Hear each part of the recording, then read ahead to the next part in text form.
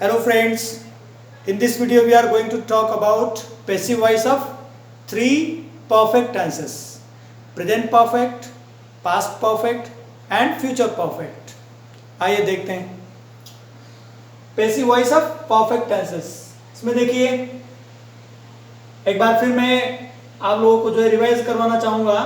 Active voice में हमारा जो जनरल वर्ड ऑर्डर होता है वो स्टेप्स होता है subject plus helping verb plus main verb plus object plus RS. अब देखिए पैसिव वॉइस का जो जनरल वर्ड ऑर्डर होता है वो इस टाइप से होगा: object plus helping verb plus verb third plus by subject plus RS. ठीक है।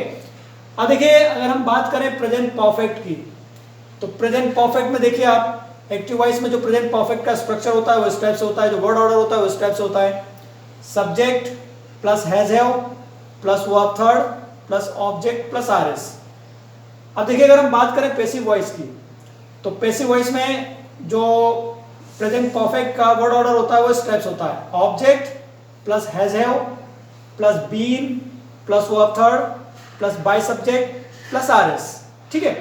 अब देखिए मेन चीज क्या है, यहाँ हेल्पिंग वर्ब हैज हैव का यूज कर रहे हैं हम, लेकिन आप एक चीज ध्यान में रखिए, एक्टिव वॉइस में हेल्पिंग वर्ब हम सब्जेक्ट को देखकर डिसाइड करते हैं और पैसिव वॉइस में जो हेल्पिंग वर्ब है वो ऑब्जेक्ट को देखकर डिसाइड होगी। हेल्पिंग वर्ब सेम है, इसमें भी हैज हैव आ रहा है, इसमें भी हैज हैव आ रहा है, लेकिन यहाँ सब्जेक्ट को देखकर डिसाइड करेंगे। हो सकता है एक्टिव वॉइस में जो हेल्पिंग वर्ब है वो पैसिव वॉइस में चेंज हो जाए। ठीक है। यहाँ मान लो सब्जेक्ट आपका प्लूरल है तो उसके साथ हैव आया हो, या वो थर्ड पर्सन सिंगुलर में नहीं है तो हैज नहीं आएगा, हैव आएगा दूसरे सब्जेक्ट के साथ। लेकिन जब पैसिव वॉइस में कन्वर्ट करेंगे तो ऑब्जेक्ट अगर सिंगुलर है तो उसके साथ हैज का यूज भी हो सकता है। तो इसमें सब्जेक्ट को देखकर हेल्पिंग वर्ब डिसाइड करेंगे, इसमें ऑब्जेक्ट को देखकर। देखिए इसमें भी वर्ब थर्ड आ रही है, इसमें भी वर्ब थर्ड आ रही है, केवल बीन जो है वो एक्स्ट्रा लग रहा है। तो तीनों जो आपके परफेक्ट टेंसेस होते हैं, प्रेजेंट परफेक्ट, पास्ट परफेक्ट और फ्यूचर परफेक्ट, तीनों में पैसिव वॉइस में एक्स्ट्रा हेल्पिंग वर्ब जो है वो लग जाती है, वो है बीन। बीन का हम यूज करेंगे। यानी जो एक्टिव वॉइस की हेल्पिंग वर्ब है वही पैसिव वॉइस में रिपीट हो रही है, लेकिन बीन जो है वो एक्स्ट्रा लग रहा है। देखिए जैसे आप पास्ट की बात करें, पास्ट परफेक्ट की, देखिए subject plus had plus verb third plus object plus RS. देखिए पैसिव में क्या हुआ, हेड हमने यूज किया है, बीन एक्स्ट्रा हो गया, वर्ब की थर्ड फॉर्म आ रही है क्योंकि ये पैसिव वॉइस में तो फिक्स्ड है, बाय सब्जेक्ट प्लस आरएस। ऐसे ही फ्यूचर में देखिए आप, फ्यूचर में subject plus will shall plus have plus verb third plus object plus RS. तो पैसिव में क्या हो गया, object plus will shall plus have plus been plus verb third plus by subject plus RS. इसका मतलब ये हुआ कि एक्टिव वॉइस की जो हेल्पिंग वर्ब्स है वो पैसिव वॉइस में रिपीट हो रही है, उनको ही यूज कर रहे हैं हम। बीन जो है वो हम अपनी तरफ से एक्स्ट्रा लगा रहे हैं। तो तीनों परफेक्ट टेंसेस में पैसिव वॉइस में कोई डिफरेंस नहीं है, केवल हेल्पिंग वर्ब चेंज हो जाएगी। जैसे टेंस चेंज होगा, अगर प्रेजेंट से हम पास्ट में जाएंगे तो प्रेजेंट में जो है प्रेजेंट परफेक्ट में हैज हैव है, पास्ट परफेक्ट में हेड हो जाएगा। ऐसे अगर हम फ्यूचर की बात करें तो फ्यूचर में विल शेल और हैव हो जाएगा, सबके साथ हैव का यूज करेंगे, लेकिन सब्जेक्ट के हिसाब से विल और शेल चेंज हो जाएगा। ठीक है। तो ये तीनों परफेक्ट टेंसेस के एक्टिव और पैसिव में जो स्ट्रक्चर है वो मैंने आपको एक्सप्लेन कर दिए हैं। अब देखिए हम एग्जांपल्स लेते हैं एक्टिव और पैसिव में। तो पहले हम बात करेंगे प्रेजेंट परफेक्ट की। तो प्रेजेंट परफेक्ट में देखिए आप, प्रेजेंट परफेक्ट जो है वो आपका फर्स्ट जो है परफेक्ट टेंस है। ठीक है। तो देखिए इसमें प्रेजेंट परफेक्ट की जो है प्रेजेंट परफेक्ट का जो स्ट्रक्चर है एक्टिव वॉइस में उस टाइप से subject plus has have plus verb third plus object plus RS, और पैसिव वॉइस में हो गया object plus has have plus been plus verb third plus by subject, है ना। तो अब देखिए आप एग्जांपल्स हम लेते हैं प्रेजेंट परफेक्ट टेंस में। देखिए जैसे सेंटेंस है,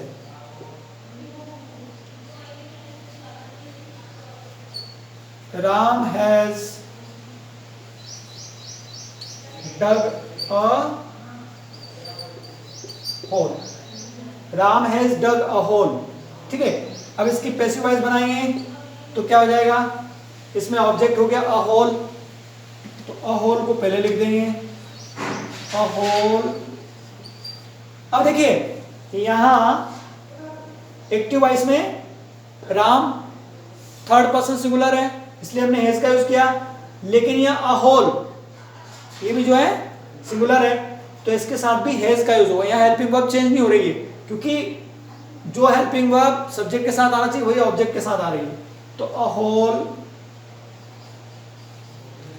has been dug by Ram,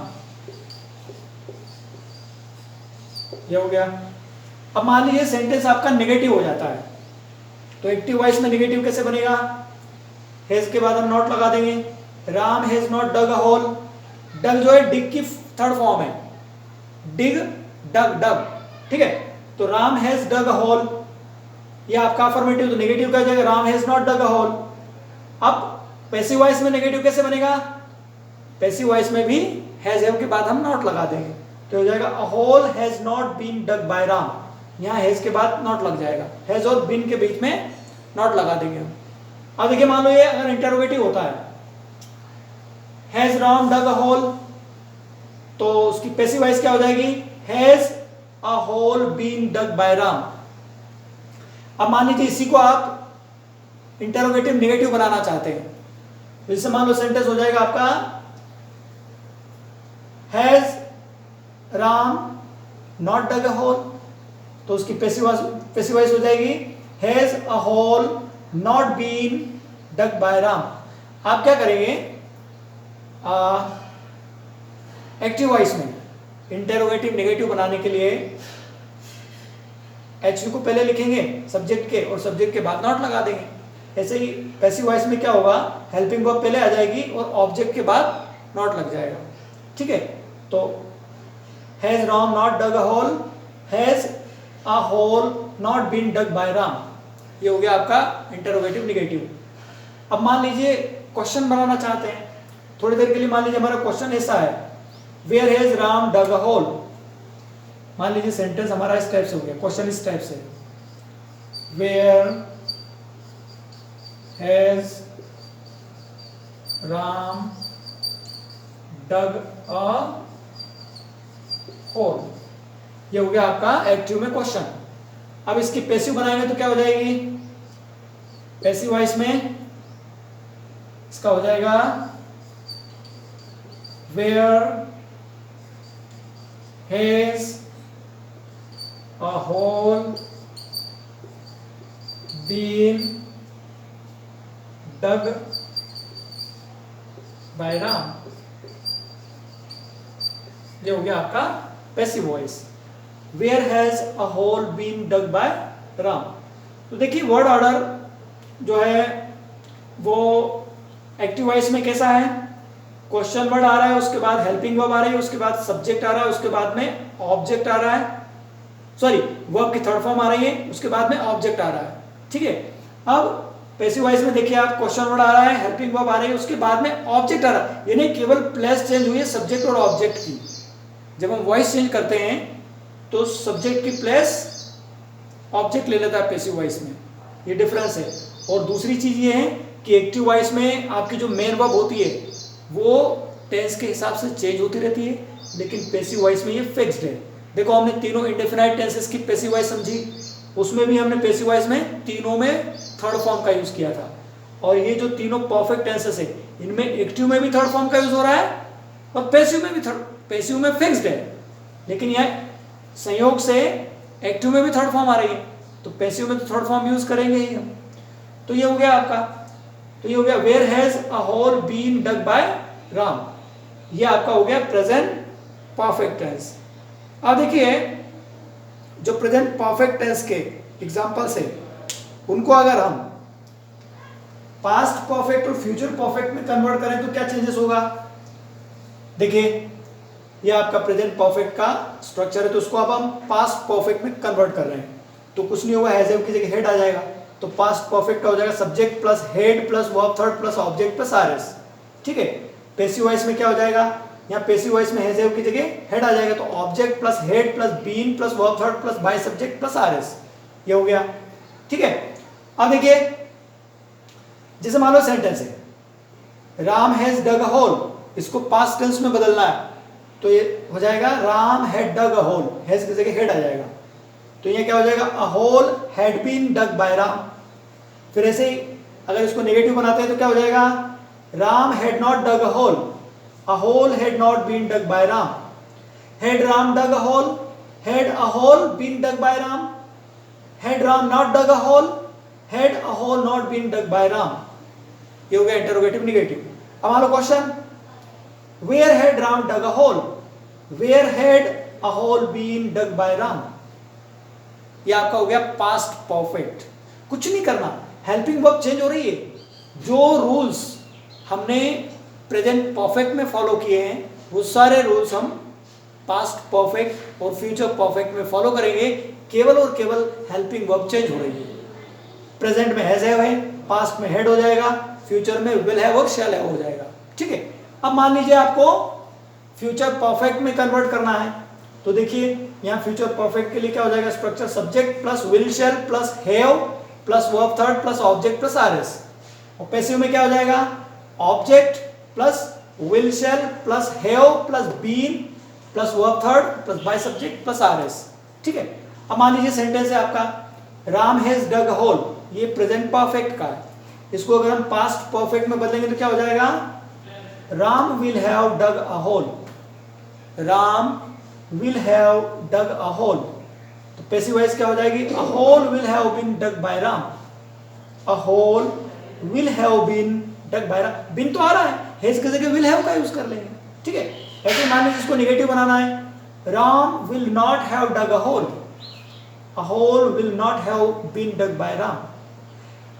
will Ram have dug a hole, will a hole have been dug by Ram, will Ram not have dug a hole, will Ram not have dug a hole, interrogative negative, will a hole not have been dug by Ram।